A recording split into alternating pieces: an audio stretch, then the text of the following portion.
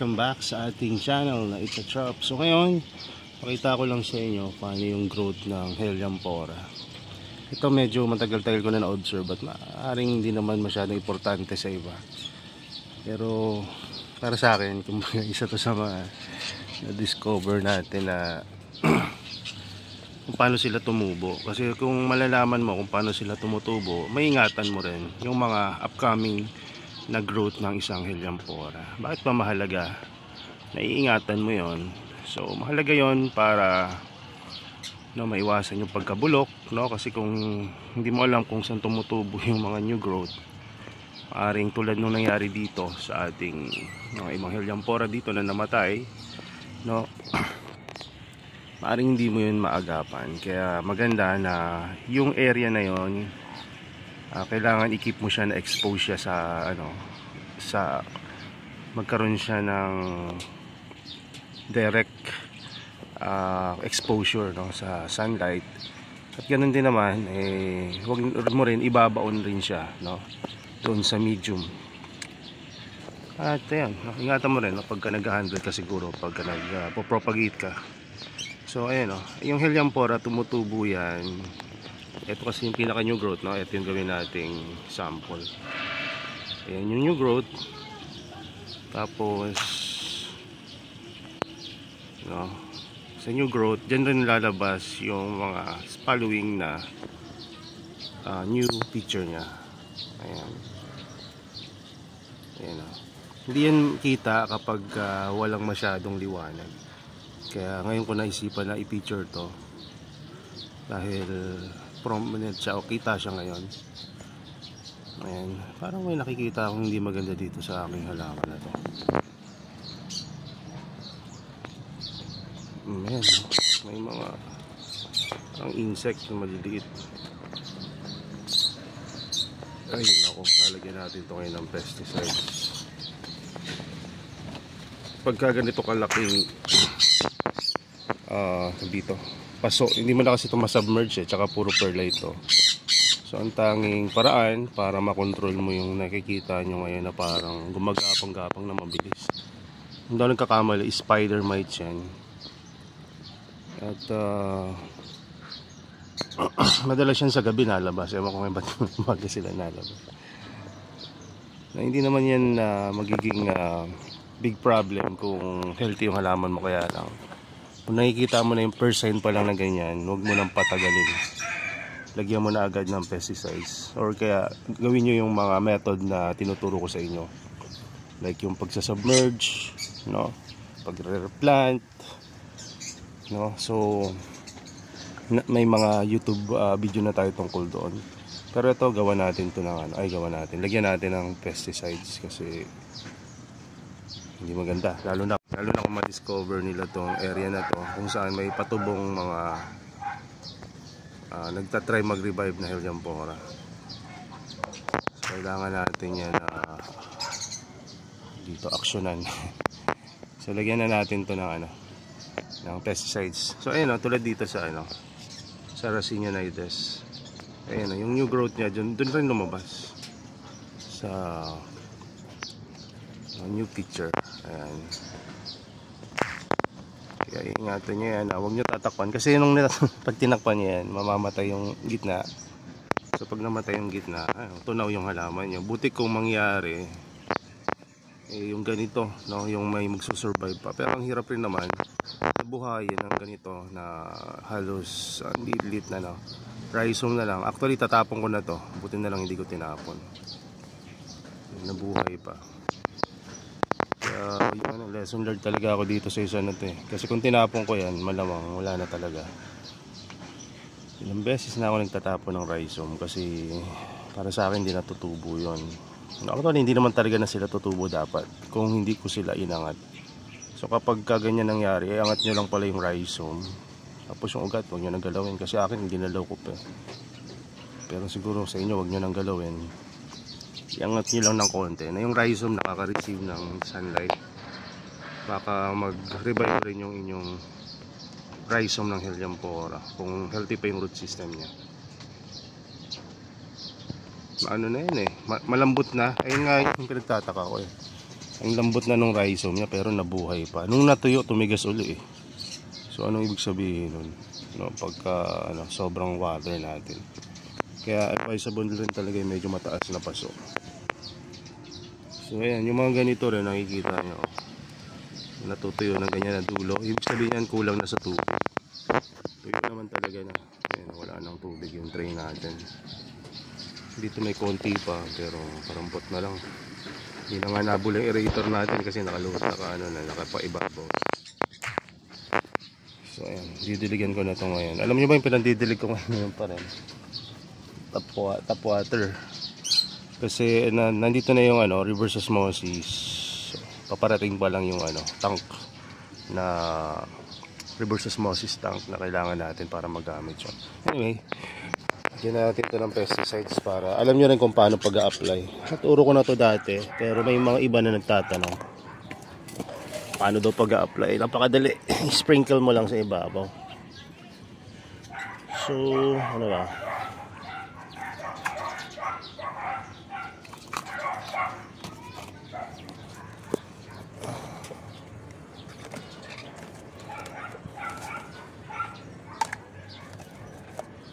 so sana gloves na lang tayo. Mahirap kasi. Hirap na. Tapos ano pa, may face mask rin ako dito. Ayan. Okay, mag-handle ng pesticides. Gamit na lang kayo ng mga PPE nyo. Mabuti nag-iingat kaysa sumama pa pasaramdam nyo.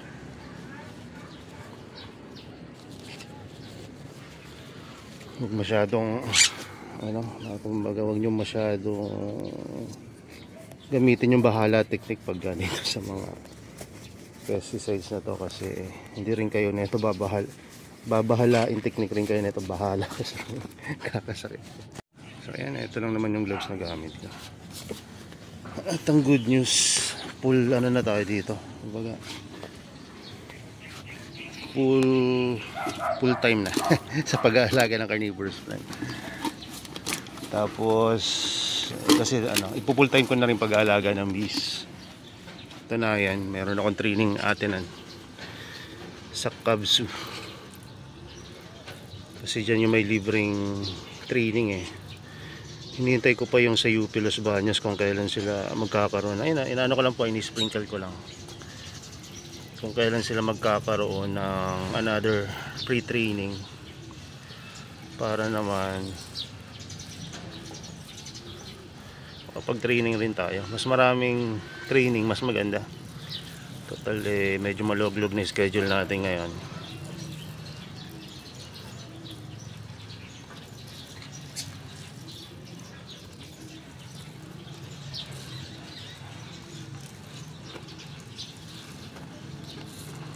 Sprinkle lang. Sir, paano yan paano mamamatay yung mga insekto na nakita natin kanina? Yun nga, ito kasi systemic to. Ibig sabihin, once na ma-absorb to ng plants mo, pagka may tumikim dyan, yari sila. Para silang kumagat ng apple ni Sleeping Beauty. Ayan. Snow White ba yun? Snow White Sleeping. Ayan. So kailangan mo lang, kumbaga sprinkle mo lang. Pwede mo rin to itanim, dati ginawa natin yan pero ngayon kalat lang.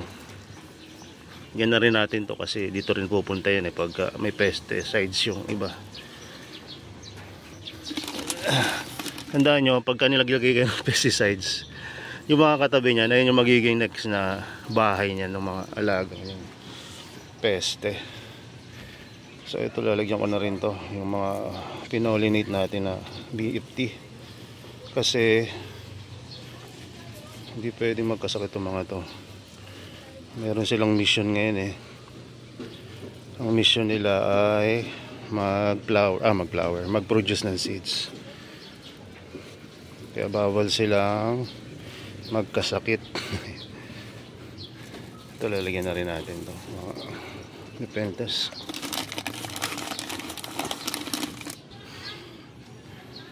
Ako naglalagay lang ako ng pesticides sa mga mahal na halaman. Pero dito sa iba, hinayaan ko lang sila kasi sayang yung hindi naman sayang, no? Kumbaga mahal kasi yung ating mahal yung ating pesticides eh. Tsaka kaya yan, malalakas yung iba dyan, lalo na itong mga lowlands. Ngayon lang nilagyan ko. Nilagyan ko na rin itong ayan.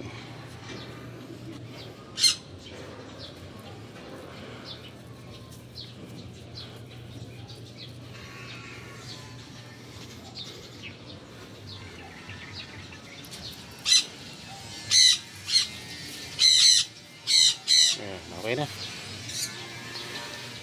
Ayan yung itsura ng pesticides, oh. Ubus na. Kaya hindi ako nagbibenta na eh. Sa Starkill G yan. Made in Thailand lang, kaya mas mura. Pero kung makakabili kayo talaga ng Starkill G na yung ayun ko, Starkill G rin yata yan eh. Baka tinranslate lang nila sa Thai language. Tapos itong gloves nyo, dispose nyo na agad. Kasi kung gagamitin nyo pa ito, ipangahawak nyo pa halimbawa sa handle ng sprayer nyo o sa ibang lugar, contaminate na rin eh. So alisin nyo na to, itong gloves nyo. Ayan, tapon nyo na yan dun sa lugar na hindi mahahawakan ng mga chikiting nyo. Dito na lang naman na natin yan sa gilid. Tapos dilig. Pagka diniligan nyo, parang bubula-bula yan. Parang yung ayun yung way para ma-activate nyo yung pesticides sa pagdidilig. At huwag nyo nang hubarin yung face mask nyo.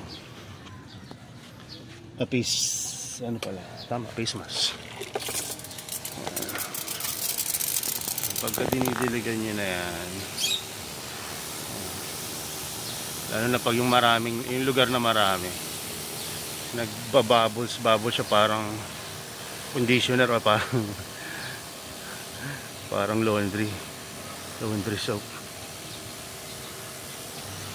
Yan, syempre may root system naman yung inyong halaman, ma-absorb ng plants yan. Kung wala pang root system at newly divided, huwag kayong mag-alala, basta nalagyan nyo naman sa malapit, damay na yan.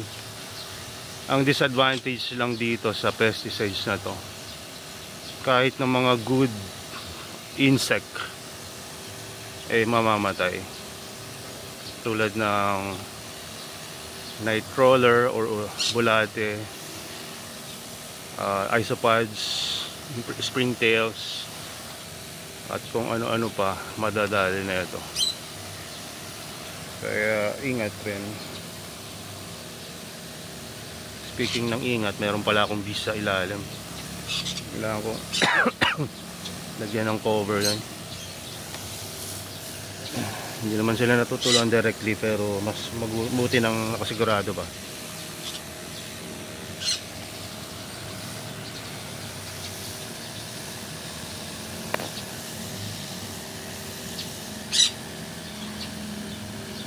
Dito sa amin nag-uulanan no karaan, pero natinapar madagdagan yung tubig namin. Ulan na lang, yung bugso-bugso lang. Ulan ng ilang minuto or ayan, kalating oras. Tapos wala na. Hindi umaabot sa yung bumababa yung TDS reading ng aming pandilig. Kaya buti na lang talaga nakabili na tayo ng ano to. Ano yan nyo? Pag dinidiligan ko, nagalaw, hindi yan normal ha. Tingnan natin kung anong problema na. Hindi normal yan ah. Paring may nabubulok dun sa dulo. Wait lang, titingnan ko ha.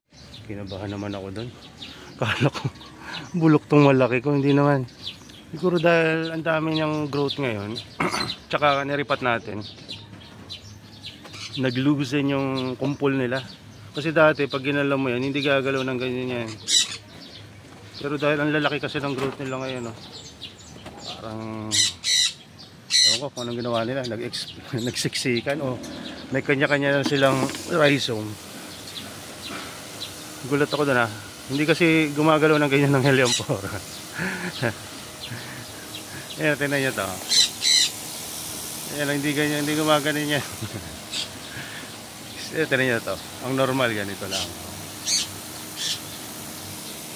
Tingnan nyo tong alak may problema.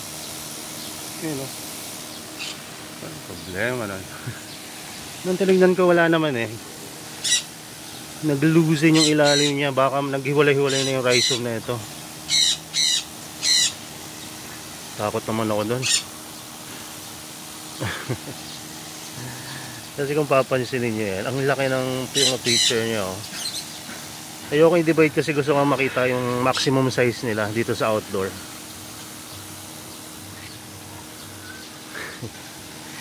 Takot ako doon ah. Guruin mo yung hanga ka sa growth nila, biglang ganon. Ano yun? Instant death or sudden death. Tignan nyo to, ang dami na rin growth na ito pero hindi siya nagalaw pag dinidiligan nyo. Tiba yan eh, ang Helianthera. Malutong. Pagka isang kumpo lang sila, pero ito tingnan nyo to. Nagalaw oh. Parang ngipin ba na nauga. Kasi ito kung isang buong rhizome yan, hindi gagalaw yan basta-basta. Ayan o. Maaari din dahil nung niripat natin, puro perlite. Wala silang kinakapitan na maayos. So siguro magdagdag ako medium dyan. Or idiretso na natin ang propagation kapag napababa na natin talaga yung TDS reading. Hindi ako nagre-repat or nagpo-propagate. Kaya nung mga nakaraan, di ba, wala tayong mga propagation video. Hindi ako nagpo-propagate hanggat wala akong maayos sa tubig. Ganyan kasi yung isa sa key. Pag outdoor, kailangan meron kang tubig na maasahan. Kasi pag wala, yung mga propagation mo, maaaring makontaminate ng tubig na gagamitin mo na hindi naman low minerals. So, pangit.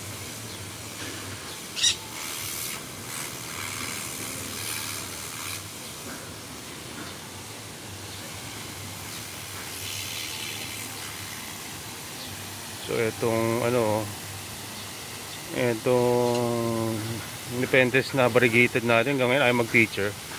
Eh lowlander naman to, alata to eh. Ano ba? Ayaw mag-feature. Buti pa itong bigay ni Ma'am Precious, nagpi-feature.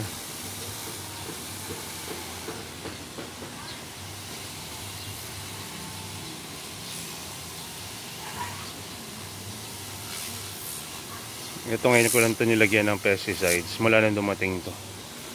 Itong galing kay Sir Noah. Ayan, ang reason ko dito kaya ako bumili ng ganyang karaming Bicalcarata. Ayan, puro Bicalcarata yan lahat.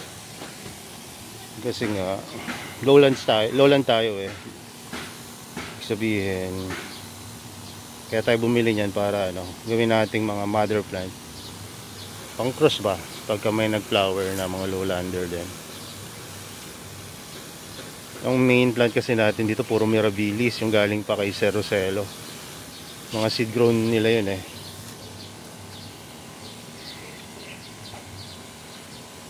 So ngayon pala wala nang masyadong flower tong na-active itong mga BFT natin. Isa na lang, dalawa yung papalabas. Etong bumuka na at etong isang pabubuka pa lang. Last na yan. Wala nang mga active yung mga kasabay natin dati. Pero may mga patubo na dalawa. Pero hindi ko sigurado kung mabubuhay. Kasi pagka maliit yung halaman pa nag-flower, minsan hindi natuloy eh. Tulad niya may flower tong kakarampot na BFT na to. Tsaka ayan pa. So, ARPC yan. Siguro lagay ko dun sa medyo maaraw. Kasi ang ARPC matibay yan pagka maaraw. E nandito sila sa lilim ng Nepenthes. Hindi makalaban sa requirements na energy kapag nag-flower. Speaking na pag-flower, sabay-sabay nag-flower. Mga pingikula. Anyway. So yun lang muna siguro. Baka umaba na tong video natin. Ay nako. Buti na lang talaga nakita natin yung yung peste kanina habang nagbibideo tayo. Kasi kampante ako, walang peste, wala akong nakikitang peste eh. So paano nagkaroon ng peste yun? So hindi ko rin alam. Maaring dun sa mga bagong dating na halaman na Helianthera or ano bang bago natin dyan? Helianthera lang naman bago natin dito sa area na to eh. Dito wala naman. So maaring sa Helianthera na ano. Pero walang problema doon. Kapag may mga ganung peste kasama naman yan. May mga ganun na rin naman tayo dati. Maaring dati pa yan dito. Tapos ngayon lang sila nabuhay or nagpakita. Kasi mas marami na siguro sila ngayon. Kasi pag ilan pa lang yan halos hindi mo mapansin. Kaya first sign pa lang nagkatulad noon, magano ka na. Agapan mo na. Kasi kung pababayaan mo yan, yari ka. Hindi mo yan makokontrol na pag sobrang dami na. O makokontrol mo man, hirap ka ng kontrolin yon. Lalo na kung yung damage nagawa na nila. Pagka nagawa na nila yan, yung halaman mo, kawawang-kawawa. Kumbaga kailangan niya na ng time mag-recover. Etong ganito, kumbaga naagapan mo ng maaga. So shorter time din yung kailangan mo para makarecover sila. Ganda pa rin, no? So masama bang makakita ng peste? In a way, masama syempre kasi hindi naman natural na magka-peste. At mapa-outdoor, indoor greenhouse, natural setup sa wild, may peste rin naman. Kaya ikaw na nandito sa nag-aalaga sa bahay-bahay lang or hobby lang, hindi naman pwedeng wala ka rin peste kasi ang peste nasa na natin, paligid lang talaga natin yan. So dapat lang alam mo kung paano i-manage tsaka paano ka mag-react. Dati pag nagkakakita ako ng peste, hindi na ako makapakalan yan talaga. Kasi hindi ko alam kung paano sila puksain, i-kontrolin, at yung halaman, hindi ko rin alam kung paano alagaan pagka may peste na. So ayun, daming tanong, doon kang video, lalo kang mag-worry kasi alam mo na yung magiging resulta pag napabayaan mo. At yung mga experiences nung iba na nangyari sa kanila, minsan nag-worry ka kasi baka mangyari rin sa'yo. Pagkamatay ng halaman or pagkahawa ng buong growing area mo. So ang mangyayari lang naman dyan, pagka may peste, yan, magiging sakitin yung halaman mo. Magkakaroon ka ng sign ng mga pagkatuyo ng mga dahon, patsi-patsi, pangingitim, or worse, kita mo parang ang bilis dumami. Pero yung pala mga huling na yun, kumbaga huling hura na yun. Huling try na nila yun na mabuhay. So pagka ganon, ayun, agapan mo na. Gawin nyo na lang yung submerge kung ilan pa lang yung alaga nyo. Submerge method ay yung paglulubog ng halaman kasama yung paso sa tubig na low minerals like distilled, reverse osmosis, rainwater, ganyan. So ilubog nyo lang yan ng mga 3 oras or better kung overnight. Tapos early in the morning, alisin nyo na dun sa tubig kinabukasan.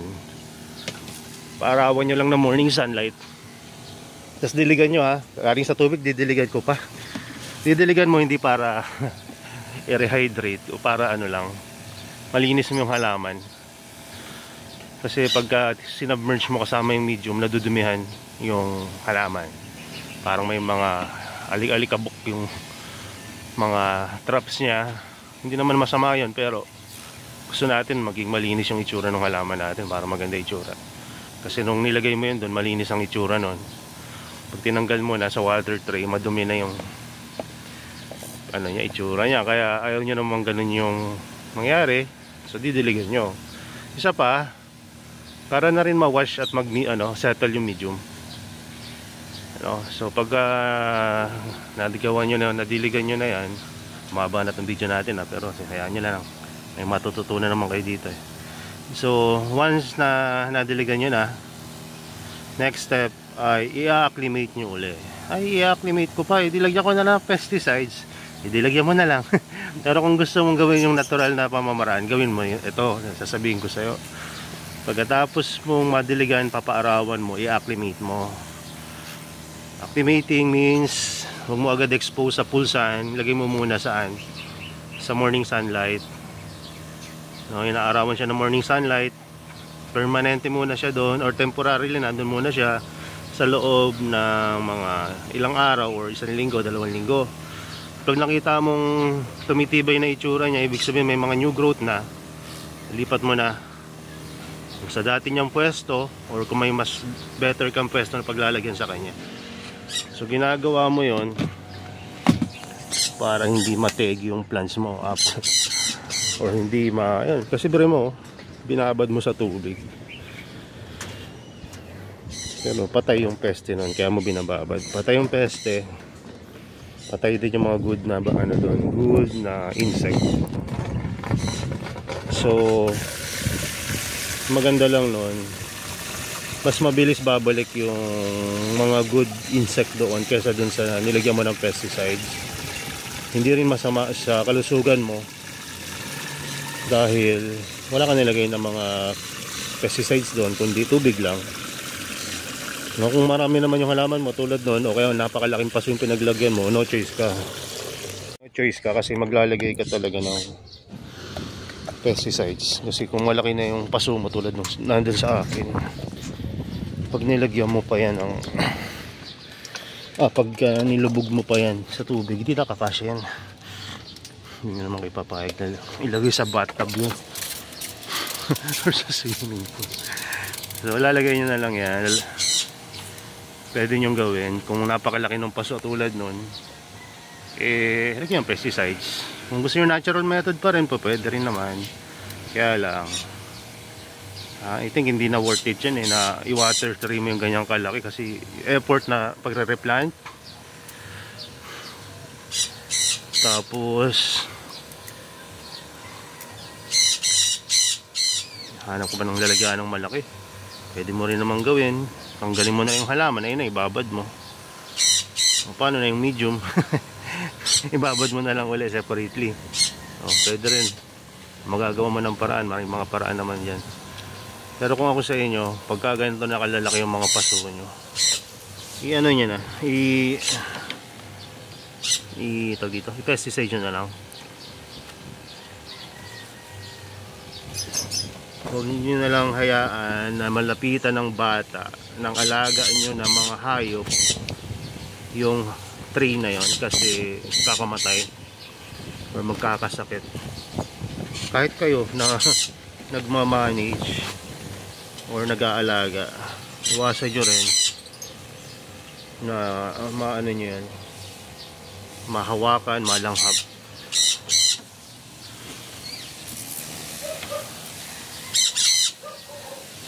So ilang muna siguro, mamaya na ako magbibideo ulit at ihiwalay ko na sa ibang video kasi napakahaba na nito. So salamat sa pagsama sa akin. But pasensya na sa magulong camera kasi yung isang kamay ko nakahawak sa camera, yung isa nandito kahawak sa pandilig natin. So ilang muna, God bless and bye bye.